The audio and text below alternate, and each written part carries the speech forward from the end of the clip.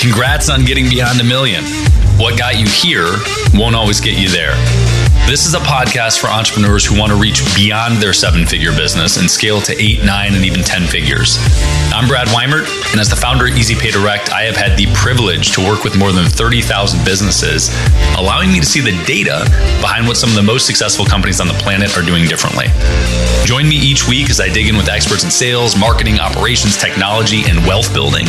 And you'll learn some of the specific tools, tactics, and strategies that are working today in those multi-million, 8, 9, and 10-figure businesses. Life can get exciting beyond $1 million.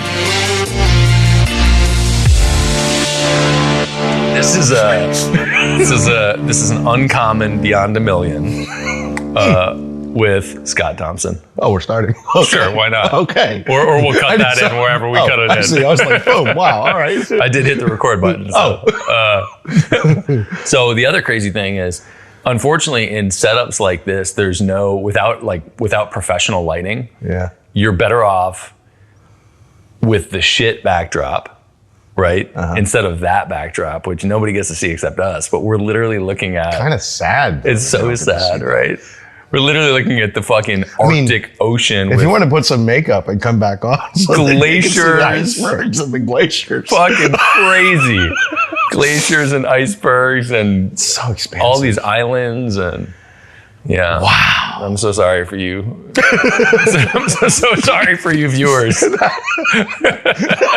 Welcome. I feel so sad for you.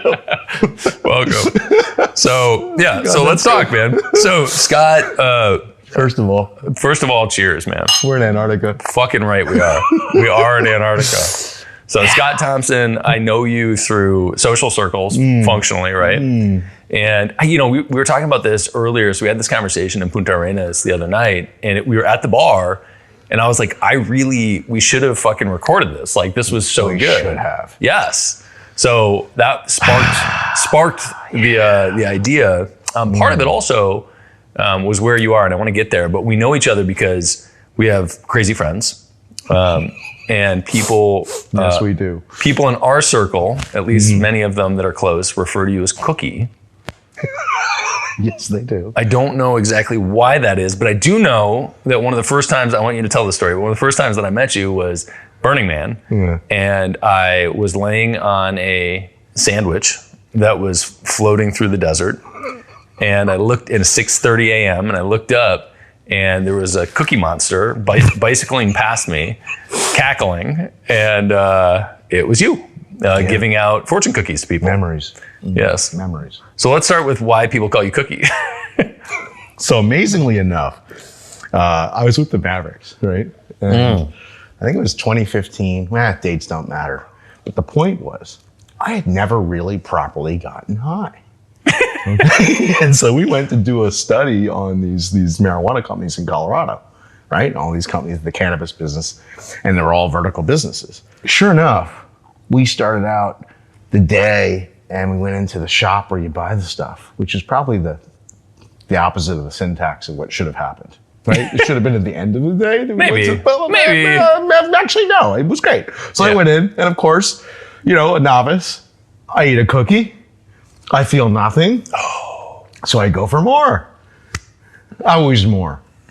Right? And anyway, the point of it is I'm sitting there at lunch, and all of a sudden I'm having this deep conversation with somebody about actually flying airplanes. It was a sophisticated conversation. All of a sudden I look at my friends and I'm like, holy shit. It's like an avalanche coming. Right? And it was like, Your Highness was an avalanche coming? It just hit me like this. And I laughed for 6 or 7 hours straight. Okay? So generally, I laugh 6, 7, 8 hours straight on edibles. It's like a beautiful thing. So there you go. There's a little inside tip.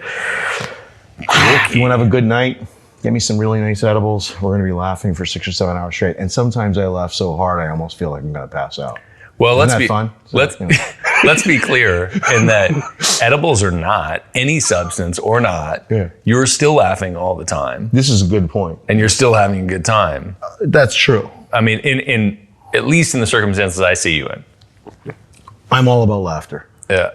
This just kind of enhances it a little bit and sustains it a little longer. So that's how I got the name.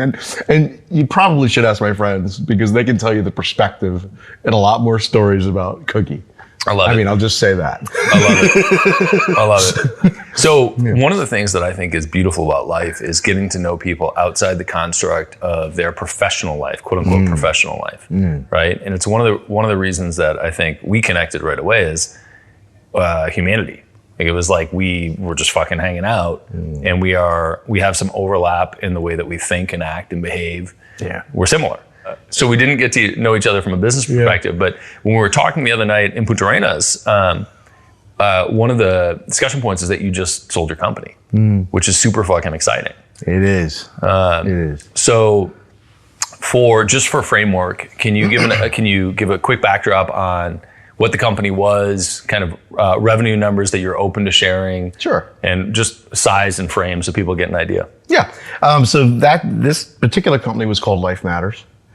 It was a home health company or a nurse staffing company. So to give you an idea, people that might have Alzheimer's or Parkinson's or ALS and they're aging, they can go into nursing homes or assisted living facilities, or they can stay home and hire a private aide, nursing aide. So we employed private aides. We didn't, this is non-Medicare, non-Medicaid, 100% concierge private pay, right? Wow. So it's kind of a premium service, and we tailored the service to whatever the client really needed.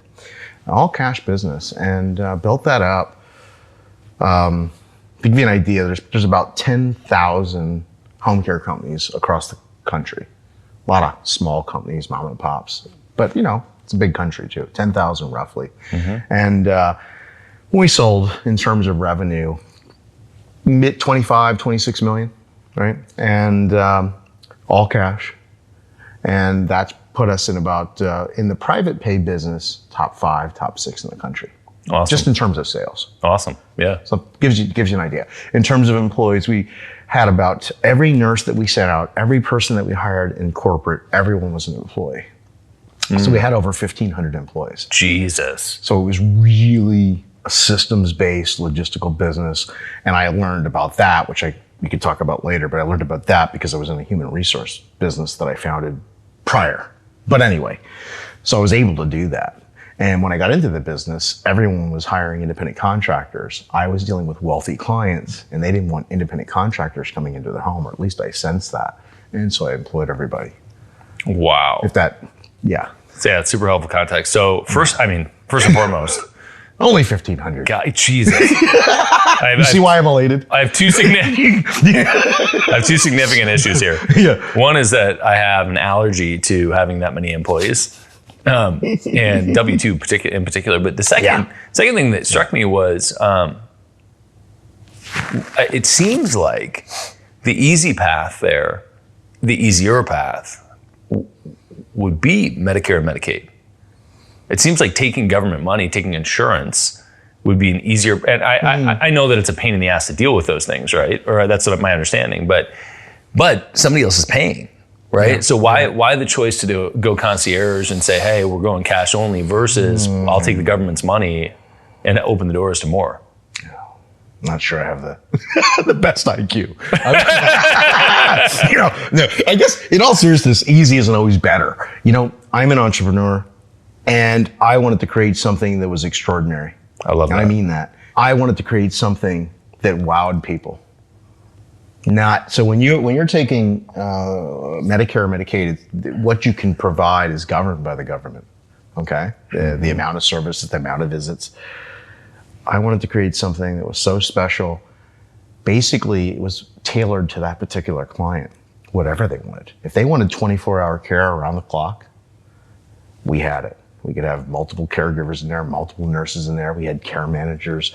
It was great. So I like that. And, what can I say? I like also premium type services, and I like selling to clients that desire those types of things, so I can create something really special. I didn't want to be limited by what the government would limit, because they'll limit what you can do. Does that make sense? Totally. I have zero interest in that. Yeah. But to your point, I probably could have built something much larger. So there's a lot of Medicare companies out there that are multi-billion-dollar companies. But money's not everything. No. You know, it's just not. Yeah. And I did exceedingly well. I'm super happy. Yeah. But money's not my only end goal. Yeah. I like the creative process, I think, is part of what it is, too. What do you mean? Well, just creating. And, you know, for me, being an entrepreneur is really like being an artist. How can we create? How can we disrupt the status quo? How can we make it better? How can we make it amazing? How can we wow our clients? Right?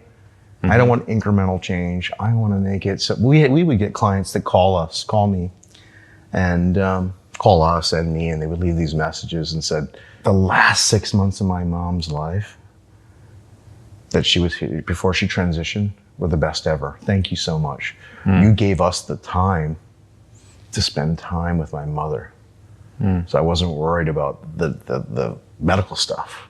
That's a beautiful thing. It is. It's a beautiful thing. And anyway, and I got into it, I won't digress too much longer, but my aunt had Alzheimer's. My grandmother went into a nursing home, and my dad said to me when I was young, he goes, we put her into the nursing home back then. This is a long time ago. And he said to me, I made an error. I never want that to happen for me. And I made sure that, you know, no matter what would happen with my parents, they could age in place, or they could have a choice, I guess is the point. Anyway, so the answer was, I like creating things, and I don't like to have my hands tied by the government. There's enough government involvement, as you know, as there is, right? Yes. Ridiculous amounts. Yes. And I'm not anti-government, but it's exceedingly difficult to build a business as it is right now today. So if I take any money from them, we're exceedingly limited in terms of what I can do or what I can create. And that's unacceptable for me. Yeah, I love that. I also love the idea, the notion of artistry within entrepreneurship. Yeah. So one of the things that I have a big through line in my life of this idea of alignment. And people talk about needing balance in their life. And to me, I have a friend that wrote a book that's Josh Lee, who wrote a book titled Balance is Bullshit. And I'm kind of angry with him because I want the fucking title. But great guy. But I believe that to the extent that I'm not interested in turning one thing on so I can turn the other thing off, right? Or vice versa, I suppose. I want everything to work together. And one of the things that's lacking for a lot of people, or I think the perception is that people are lacking creativity when they're in the pursuit of construct, structure, operations, framework, running a business, you know, being a corporate suit or whatever.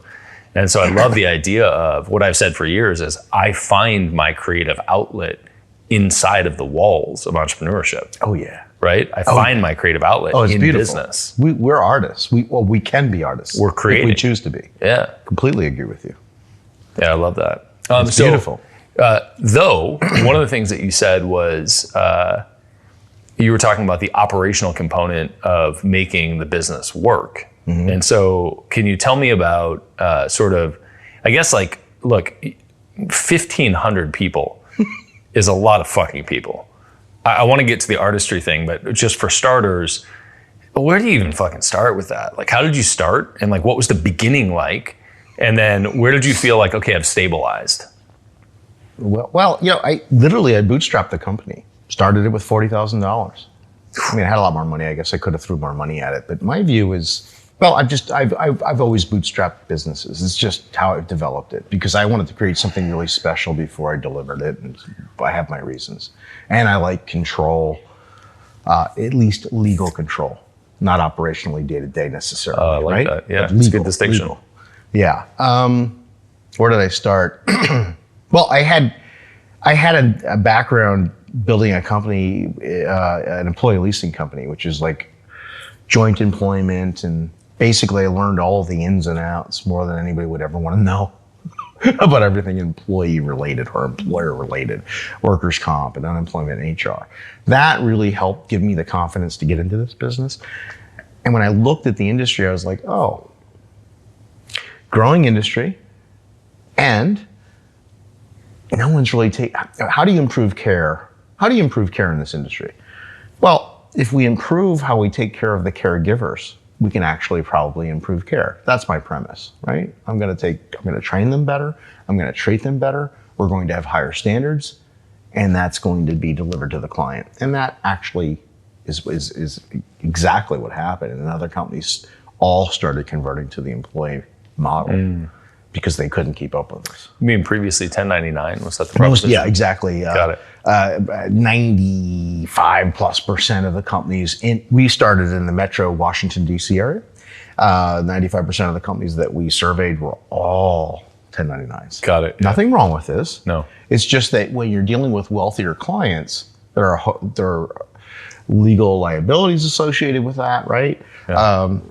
There's just a lot. There's unemployment, there's workers' comp issues, there's general liability issues, et cetera, that I've been good at building turnkey businesses from the customer perspective. One-stop shop for human resources, one-stop shop for everything related to home care or health care. Does that kind of frame it a little bit? Yeah. So let me see if I got it. So basically the notion is that you've got a company that's serving people that are later in life that need, that could either go to a facility, but they probably have money or somebody in their family does. So they want to be taken care of at home instead of going to a facility. Yeah. And the general model is that most of the organizations that are out there contract at-home nurses to come in and facilitate that care, but they're contracted. Correct. And so one of your choices was to have full-time employees instead of contractors. And one of the rationale behind that, or many of the through line here, is that you wanted to be able to, and this is me, I think, projecting a little bit, but instill your company values through the employee, as opposed to just hiring somebody and hoping that they do the right thing.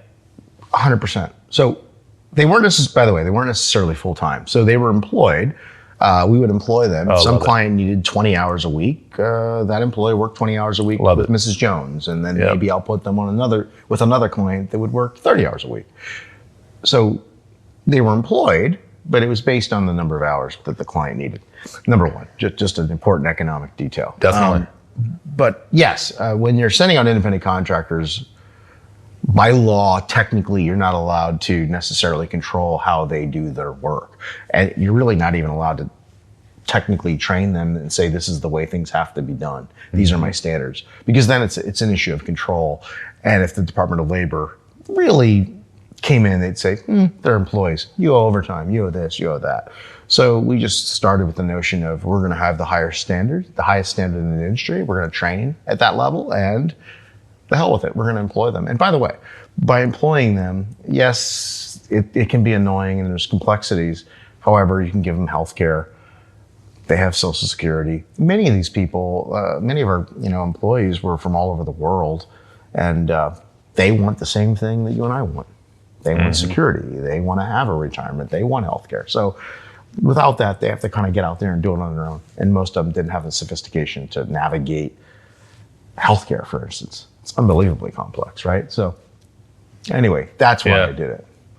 Yeah, no, I think that's super helpful. I think that there are, in general, once you are established, and I want to fast forward a little bit here, but once you're established in business, you, I think, often are confronted with, in a real way, the challenges that maybe you heard about when you were kind of figuring it out, right? It's like when you're first starting, you get just bombarded with all of these complex things, and it's very easy to misdirect your focus. Oh yeah. Right? And be like, oh, I need to worry about the 1099 versus the W-2, or I need to worry about the ad spend. And the fact of the matter is, when you're first starting, you need to create a product that works and fucking sell it and deliver the product. Correct. And then once you get to a point, yes, you need to think about all the nuances and how they scale, right? How they scale up.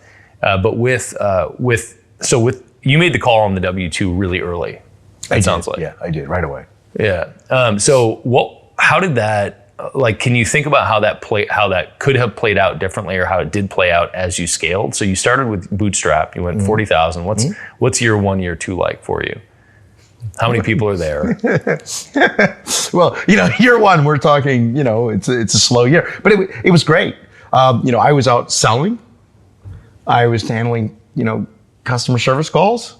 Yeah. I was hiring corporate staff. Now year one, we had, I did bring on a minority partner in year one. Someone that would actually handle, so here's my view in a staffing business. You have someone that's managing the staffing operational side, and you have someone that's largely in charge of sales and marketing. Let's break it into two categories. Awesome. And then and just for clarity, sorry to interrupt, but you previously had another company that you had sold. Oh, yeah. Right? So this is company number 2. This is company number 2. Got it. Awesome. I was the sales and marketing guy. I went out and said, okay, let me find the pain. What's not perfect yet? So I'd go out and I did the sales, the marketing, and I just would, go out into the facilities and say, hey, tell me where it hurts, more or less, right? In so many words, right? And that's what we did. And they would say, well, these companies can't do this and this. And I said, I'll tell you what, if I can handle that for you, and I was very forthright, if I can handle this for you, we're not really making money, but I want to establish a relationship. If I can handle this for you, will you remember me when you get these kind of clients? And I built the entire business off going in and solving like large assisted living facilities. They had a lot of pain in certain areas, and simple stuff like that. Just find the pain. Wow. And be forthright and honest, and people respect that, I think. I found. And I, a funny story is, just to be comical, okay, because everybody thinks you got to go out and raise, and by the way, tech companies can do it, but everybody thinks you got to raise 10 million or 20 million or 30 million to build a great business. Well, okay, maybe. In a service business, not necessarily. I went out, it was pretty funny. This is just for humor, but it was unbelievable. And she was a client, she called up, she had cancer. And I said, I'm going to have fun with this. Okay? So yeah, because that sounds hilarious. Why not, right? Well, not yet. But I want to make her day. So I had this BMW, I had this convertible BMW. She's in her 80s. I drove downtown DC. I put her in the BMW. I had the convertible down. Going over to the cancer place. I take her into the cancer. We're laughing. We're telling jokes. I drop her in to get her cancer treatment. I walk around and say hello to everybody and do all my marketing. People see that I'm in there taking care of her. I'm getting referrals. I pick her back up. I take her back in the convertible. You know what I mean? It's great. I had fun with it. That's the kind of I don't know, what's the term for that? Guerrilla marketing, guerrilla sales? I don't know. Sure. Whatever. Yeah. But the point is, I was willing to do what was required to get the thing going. And as I built the business, my view was really simple. Never do what you're not best at. Now, that being said, I'll do it for a period of time until I have the revenue, until I have the gross profit to pay for a salary for that position. So I would start a position. I'd personally manage it and say, okay, I'm in over my head. I can take it this far.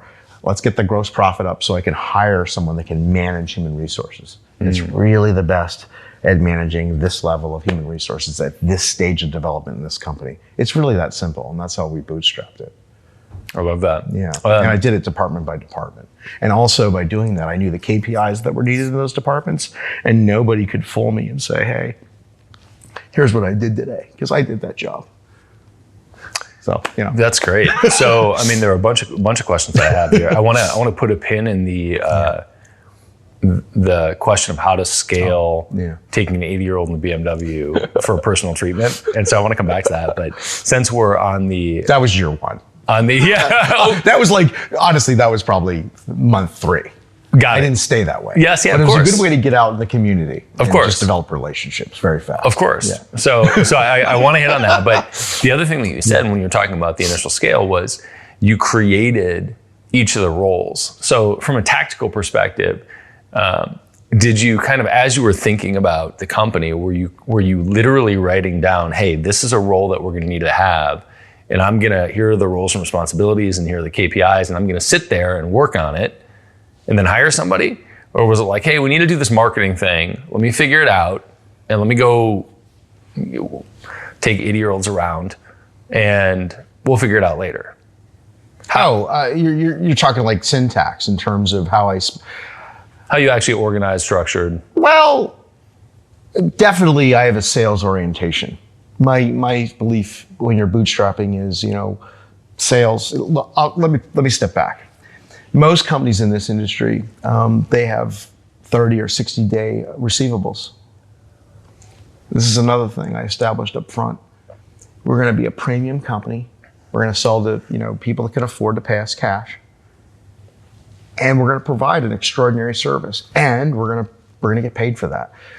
We got a month up front for our service. Oh wow! Paid. So they would, a couple clients would be like, "But others don't do that." I said, "I understand, and you can call them and talk to them. Let me tell you why we're unique, why we're different, and why I'm asking for that." Right? And I gave them the reasons. 95% of the time, they would come back. So the clients actually helped me finance the entire business. So I didn't have to go out to banks and get these massive line of credits to build the business. Eventually, I got lines of credits for acquisitions and other things, but that's later. Early years, clients actually financed my business. It's kind of comical because we go to banks and they go, they use the algorithms, and they'll be like, "I wanted to get a line of credit." And they go, "But you don't have accounts receivable." I'm like, "Yeah, I know. We got a month up front from all our clients. I love it. We're good to go." Yeah. We had to have a conversation about that because it didn't fit into the algorithm. But it's being innovative. It is. It's so I guess to answer your question, sales. Obviously, you want to have a great product. So at night, I'd be thinking after I'm done selling. I'm selling, 8 a.m. till 6 p.m. or whatever it is. And at night, I'm thinking how to make that product better. And I had somebody during the day managing it for me. But without a sale, you have nothing. So I'm always thinking about that. Got it. Yeah. No, that's helpful. So what about other roles? So you think about, when I think about building out sort of in my head, the language is building the org chart, right? So let's say, do you ever have an HR person? Do you have the need for it? Okay. Sure, of course. You mean early on or over the course? Period. Yeah. Oh yeah, with 1,500 employees. Oh right. We had a whole department. Right? You For fuck's sake. At some point, I want to keep costs low. I'm still stuck in bootstrap little mode right now. And you're like, of course we had HR. We had fucking 1,500 employees. Yeah, I had to do it. So for that, like the transition into that space where you were like, shit, I need to put an HR person in place. One of the seeds that you planted was this idea of, you sat in the chair. You knew the KPIs, you knew what was there. What was the transition like for you to say, hey, I've got, like, how many employees did you have when you thought, fuck, I need to have a head of HR, whatever that the title was, role was, et cetera. And how clearly defined did you have the role before you did it? Great questions. I don't know that I can give specifics because, I built this company. I built it over the course of 15 years. And so I don't... Yeah, it's a long time. And by the way, at the tail end, for the last 5-6 years, I wasn't even operating it. He was running without me, but we'll get into I'm aware because I was a Burning Man with you. Yeah. And the only time I see you is gallivanting around the world in a Cookie Monster costume. Good question on HR. I don't recall specifically when, but here's what I would say. As I built the company, yes, I think about the org chart. It would always be client-centric. What do we have to do now to serve the client even more? Mm-hmm. So, number one was sales. Number two, I think, was finance. You manage cash flow, certainly as a bootstrap company, cash flow is everything. Profits, they're great, but cash flow is more critical. Sales are critical, right? It's the fuel for the business, cash flow. So that was vital. Obviously, the other piece being a staffing company is I had to have a great recruitment person, making sure that I vetted and trained these employees and these nurses, and they were better than anybody else out there. So I started with the basics, right? Cash flow, sales, best product. Cash flow, sales, best product, and kept it like that for quite some time. As we grew, at some point I might have had 75 corporate staff and I had over 1,500 employees. And at various stages, you're like, okay, it kind of becomes obvious that your staff are just buried in work. Yeah. And you need somebody either more sophisticated, or you need software, or you need to more bodies. Hire somebody else. So it's hard to answer your question. I have to really think back year by year. Sure. But the whole goal there for me was, from a personal perspective, I want to replace myself as soon as possible and as rapidly as possible so I can do what I'm best at. What am I best at? Vision and strategic type things like strategy. Where are we going? Do we acquire this company? How do we grow this business? How do we differentiate this business? What unique services do we provide that other companies don't provide? Huge differentiators that could really add value at sale. I'm always thinking, how can I build something that's unbelievably good for the client today and that's going to look fantastic when we go to sell it? So you have to, there's a lot of that, but you have to have a lot of thinking time to think about these things. So if you're so busy being in it all the time, you really don't have a lot of, let me put it this way and I'll shut up. People that were a fraction of our size would call me up all the time and say, Scott, I'm working 60-hour weeks. And they were like, I don't know, 1/15 the size of our business. And I'm working 5, 6, 7-hour weeks. And they're asking, how do you do that? And so much of it is the game. It's an oversimplification, but not by much, in my opinion. The game really comes down to, how do we hire the right people at the exact right time for this stage of development in the business, right? So I may want a COO at some point. But I don't want a COO from some Fortune 500 company if I'm only doing 10 million. I did that in another business. That bit me in the ass. I thought it was a good idea, but anyway, you want a person that took a company from 10 million to 100 million. This is obvious, but sometimes you get excited as you're building. You're like, oh, I got this great COO. And this is obvious in retrospect to you, but I can tell you from experience. Listen, it's such an important thing to hit on because, and so let's dive into hiring for a second. It's such an important thing to hit on because another thing that would be quote unquote obvious is hire somebody that has tons of experience in your industry. The problem with that statement is it's not fucking specific enough. So this idea of, a COO that ran a Fortune 5,000, 500, 100, or 50, that COO, you may be able, depending on what your startup is, or your, $10 million company, you may be able to pull that person with salary and other compensation deliverables, but their experience isn't going to, and roles and responsibilities aren't going to directly map onto what you need. So true.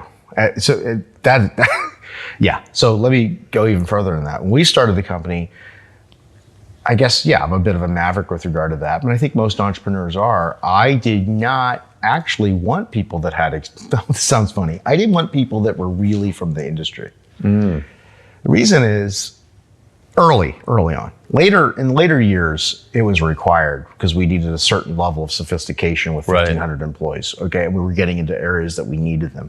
But is that role specific though too? Is it like you wanted people with experience only past a certain salary level or managerial, et cetera? That's correct. Okay. Yes. Early years, I didn't hire anyone from the industry because I wanted to disrupt that industry. When I built the business, every step of the way, I questioned status quo. If someone said to me, this is the way we do things, or this is the way you have to do things, I'm going to listen, and then I'm going to ask, but why? Are we sure about that? And you just keep going layer by layer by layer. And the reality is you find that that's not necessarily true. There are these best practices that industries adopt.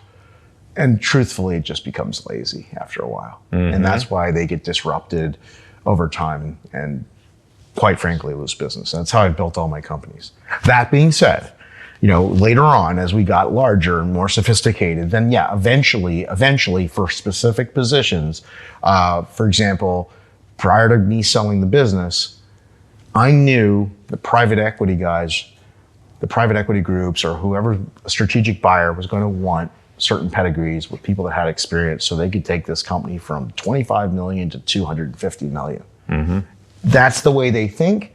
They're not necessarily wrong. You need certain levels of sophistication. And so I went out and hired somebody that had a great deal of experience at that stage when I was really preparing to sell the business, or we were looking at doing roll-ups and acquiring a bunch of companies. We were looking at a variety of strategies. But early on, hell no. And it created a culture that was exciting to work at. We had a lot of fun. Even in a healthcare, you're like, you can't have fun. I say, bullshit, you can have a lot of fun. We had an amazing time. And that helped us attract and, most importantly, retain the best people. So we had people that stayed with the company for 10, 12 years. The biggest issue I had, the biggest error I made was I'm super loyal to a fault, whereas I had people that stayed with me for too long, it was hard to cut them. That was the biggest issue in hindsight. And anyway, challenging thing. You get better at that over time. They thanked me later after we did finally say it's time for you to go. But the point is, people love the company. Yeah. What did you do to make them love the company? I respected them. Number one, you know, most people out there, they just don't feel respected. They don't feel heard. And I asked, what do you want? What do you want to do? Why are you here? And I did my level best, at least in the early years, to tailor some kind of intrinsic incentive and extrinsic incentive for that particular employee in the early years. So there were some employees many of our employees were from other countries, the Philippines, Cameroon. Well, if they worked at a normal corporate job and they said, gee, I want to go home and see my family who was in the Philippines, they'll say, you got 5 days. I had key employees and I'd say, okay, we'll work it out. But sometimes I'd let them go for 3 weeks, 4 weeks straight. That's unheard of. They never left me. And they worked hard because I'd give them a month off to go see their family in another country. That sounds like nothing, but that's a big deal. Just one example, right? Sure. It's just listening to them and asking, you know, what do you want? And how can I help you get there? I mean, so I think as an entrepreneur, our job is to kind of like take down the barriers for people to flourish. Most of the time, managers get in their own way and they create barriers for people flourishing, right? Yeah, I guess when you're a huge company, maybe you got to be a little more focused on that. But my position is if you want esprit de corps, you have to really just treat people with, quite frankly, a lot of respect and kindness. And you can be really demanding and expect a lot. It's not like I'm saying we're not going to be high performers. But I didn't have to ask these people work late. I could walk out and they worked late because they wanted to, not because I asked them. It's just a different energy. Entirely. Right? Because they knew I gave a shit about them. And if times were tough, in both companies, you know, over 30 years, different industries, I've never, when we were in tough times and I had key employees and we had losses, I ate those losses because I knew, we'll come back in 3-4 months. And they knew that. That creates loyalty. Yeah, I love that. So those are, to me, those are values of Scott. Right? Like those are things that are true of you as a human, right? Take care of people. Yeah. Pay attention, listen to people, right? And those show up in certainly your personal life, right? I see those show up in your personal life. Did you have and I think that it's very clear when entrepreneurs have a inauthentic set of core values in their company, because they're things that don't align with their own life. And so you can just see it. But I think that there are also these two camps of entrepreneurs, some that they never really formalize an internal set of core values as a company. And maybe they play the game of saying, hey, we're going to pick these things, but it's not an essential part of how they operate. And then there are the ones that really rely on it and say, hey, this is the ethos of who we are, how we operate, and we hire and fire by the values. And both can be successful. Like one is not right or wrong, and you don't have to snap to grid here, but what camp do you lean in, or how does that land with you? I prefer the companies that have clear core values. So reason is, as you grow the business, look, if it's 5 employees or 10 employees and there's an entrepreneur, I can, I can manage 5 or 10 myself, no problem. Somebody's out of line, I can take care of it, right? When you get to the point where you have, 50 or 80 or 100, it becomes more complex. Now you have middle management. And if that middle manager isn't really clear on what your core values are, they're going to treat somebody else differently. And you're going to have a company that's very different than what you anticipated or what your vision was. This is vital. So if you have a clear set of we had a really clear set of core values, not day one, but I developed them. After time, I was like, this is really working and this is who we are. And we wrote them down. And then I would write down, this is an example of what that means. So I said, being an entrepreneurial, not an entrepreneur, entrepreneurial, adaptable, flexible, creating more from less, et cetera. But this is what it looks like. So I gave an example. So we just didn't use some word. Being forthright and honest in our communication, but never condescending, things like that. We talked about how to communicate. The point is, if you have that and you have that ethos in your culture, management becomes a hell of a lot easier because people kind of self-select out. They're like, I joined this whatever company. If I am not part of this value system, they're not going to want to stay. Totally. Great. Yeah. You don't have to have a manager write them up. Yeah. They're going to. That's the beauty of having a culture that has these values, in my view. Much easier. Not easy to create, but much easier from attracting and retaining the kind of staff you want over time. Because your own staff all the way down through will say, I got to talk to this person. Yeah. They're not following through. I don't have to wait for my manager to do it. My core values say I can be honest and direct and explain, right? And that's a beautiful thing. Yeah, I love that. What are a couple examples of how you pushed the core values through your company so that people would know them? We talked about them all the time. We had them all over the walls. Of course, anybody does that. But the big one was we would have them take them into the meetings. So, people said you could only have 4. I say, yeah, okay, whatever. We can argue, whatever. I had 10, because I'm an overachiever. How the hell did you narrow it down to 4? I don't know. I think I had 10. I couldn't remember. If you said list them all right now, I couldn't do it, right? But I had a list. And so every single meeting that you went into, you had a list of all 10 core values. Like there was your sheet. And as we're talking and debating and disagreeing, which is great, I want that to create something special. When I got into core value land, it would be like, hey, are we being adaptable? Or are we stuck in the past? Is this something like, it's kind of, for example, a funny thing, I ran with the Bulls. And so I had this funny little, what's it called? Not the successory, but the opposite. The one that makes fun of you. Oh, right. Just because, they said it was a good idea doesn't mean, it is or something because you're running with the Not Bulls. the motivational right, just quotes, because we always just talk shit about people. Right. It's kind of silly and I made fun of myself. But the point is, we'd be sitting in the boardroom and I have this big poster of us, someone running with the Bulls, and it's basically saying, hey, when people say that's the way we always do things, I wouldn't say anything. I would just kind of look back and look at the poster. We'd all laugh because that happens. Yeah. Well, this is the way we do things. Well, I've changed them 5 times. They don't know that because I haven't been there long enough. But people get into that mindset. Well, this is the way Life Matters does things. Yes, and we want to keep innovating. So that might have worked for the last 2 years, but there's new company. The thing about business, and you know this, I mean, the reason I love it, it's like a chessboard, but there's pieces that are morphing on the board, turning into something else. And then there's pieces we don't even see that are coming on the board. I mean, you have to be adaptable, right? And flexible. So saying this is the way we always do things is a recipe for disaster with regard to process. Core values, great. Yeah. Process, terrible. Yeah. Right? You're going to get eliminated. Basically, that was a lot of it. We talk about them. We'd also have, I had my middle management give awards out and we'd recognize people that were living by them.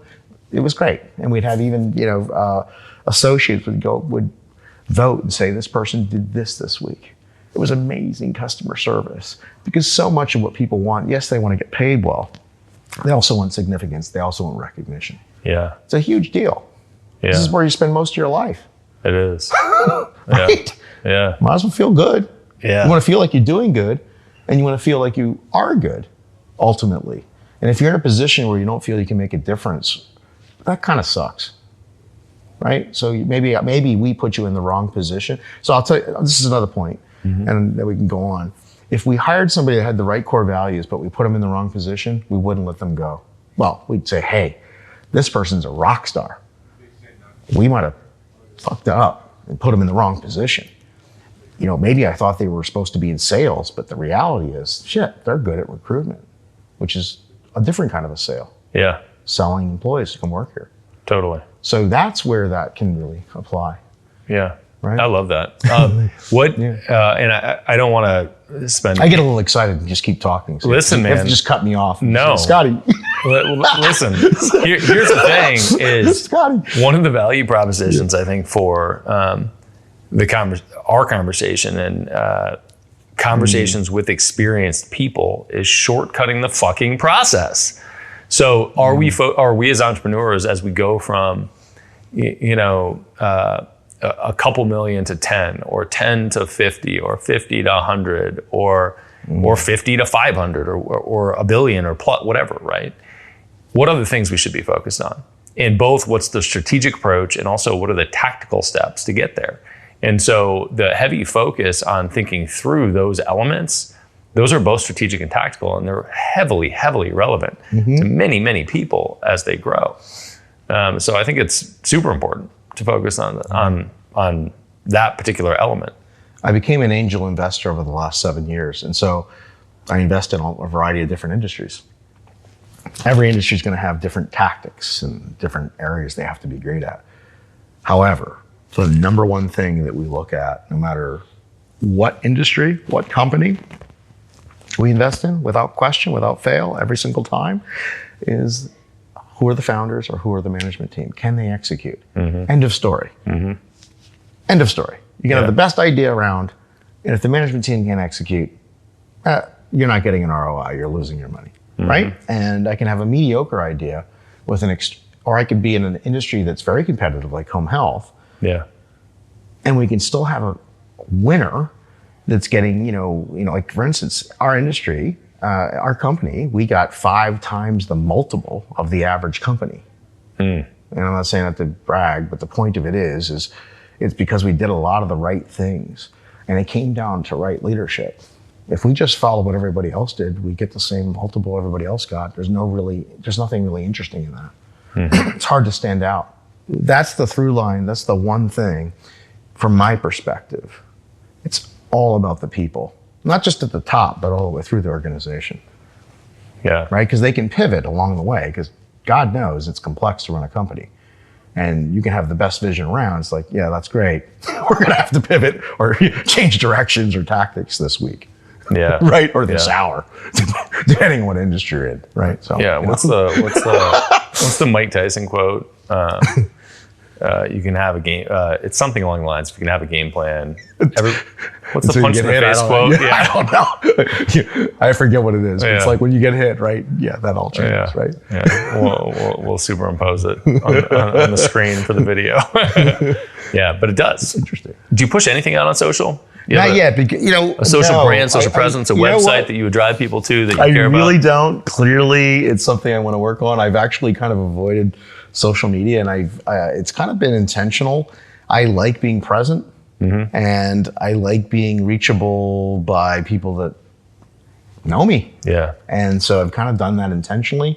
Maybe I'll shift that moving forward when I figure out what I'm going to do next. Right now, I'm taking call it a sabbatical and traveling and trying to figure out what's next for Scott.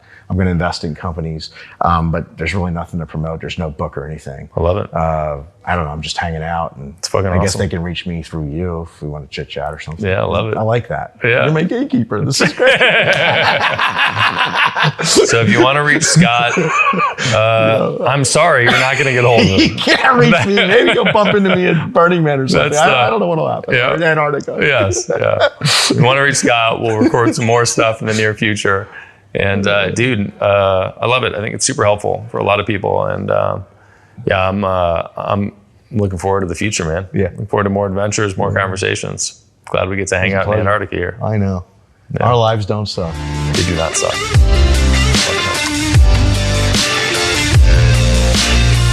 If you learned one thing on this episode, share it with another entrepreneur. They need to hear it. Also subscribe so that new episodes just show up on your phone. It's a lot easier that way. And if you want the really good stuff, check out our free BAM! Tactics and Strategies course. It's where we curate the best tips, tricks, and tools that our guests know, whether they've shared them on the podcast or not. Just go to beyondamill.com. You'll also find previous episodes and show notes at beyondamill.com.